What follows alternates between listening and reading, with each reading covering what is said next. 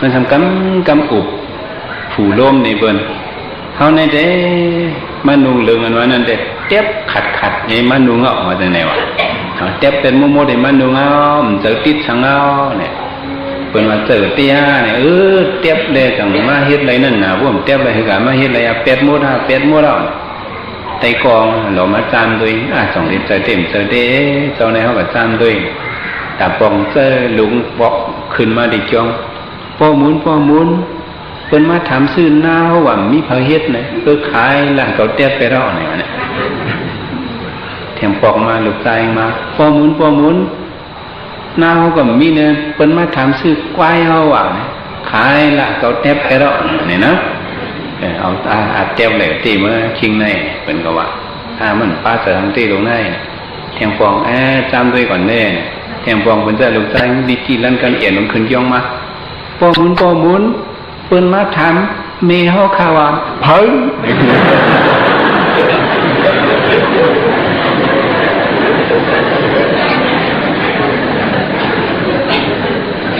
พอเป็นไงสองอักเทบเลยเต้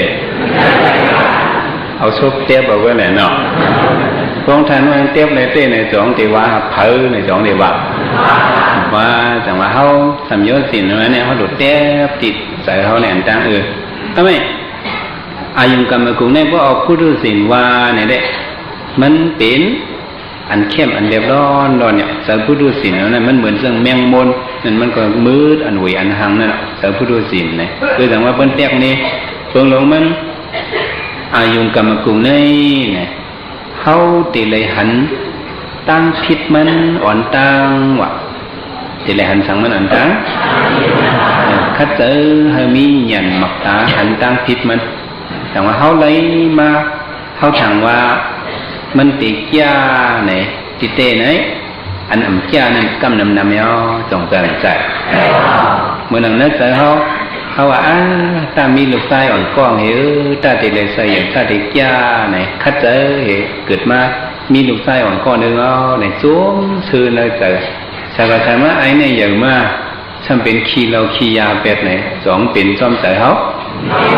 ปีน้องสังหูในตามเกิดเมื่อละแปลว่าจะไหนก่อนนะ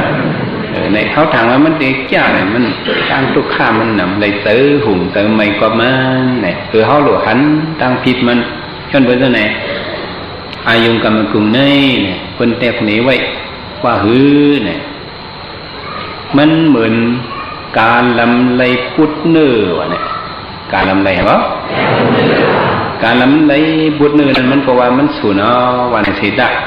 เข้ามาด้วยไผ่หลังมันอันมัน10 ปีนั่นเพราะมันมิ้นกว่าเฮ้ยนายโยมป้าสังไหนเด็ดหลดเลี้ยวเพ้อกล่อมจอมซักมันส่งมันได้จอมซักมันสั่งว่ามันเลยพุทธเนื้อพุทธใหญ่ๆกว่าพุทธหนึ่งไหนกาดังตัวส่งที่ช่วยมันนำช่วยมันช่วยสั่งว่าเพื่อนเขาก้าวออกขายมันมาเอาเสียงเขาเที่ยวกัดเขาเสียงเขาขายลีคั่วขายลีมาเอาไหนคนพวกเกินอึกไหนเตือนมีจอมหิมหอมนะไหนส่งมิตรตา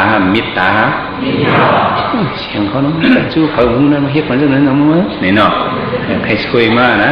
โยเพราะว่าเขายังมีนำไหนเนาะไหนมองหันตั้งที่เท่าอีกหนึ่ง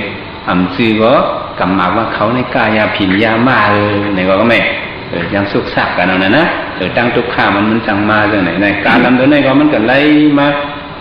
พุทธเนื้อหนึ่งไหนกาต่างตัวไหนจอมหิมมันสองจอมหิมเขาซักเอาพุทธเนื้อไว้ฮะซักปลาตูมันอยู่ฮะซักปลาตูมันจูกามันไปปล่อยพุทธเนื้อนั่นเอาพุทธเนื้อนั่นนี่กว่าตั้งเลยก็กาต่างตัวที่จอมซักมันยาวสองจอมจอมสังว่ามันปล่อยพาเป็ดพุทธเนื้อไหนก็เปิ่นก่อมจอมซักมันเข็นมันก็สองเดมีเอามีเอาเป็นได้เป็นตีแตกมันอันหนึ่งมันเลยอยากใส่จอมกว่าเนาะถ้าไม่หมายสองถ้าเหมือนหังเนี่ยเนื้อหลิกเนื้อลายแตกไปอายุกรรมกุงเนี่ยเหมือน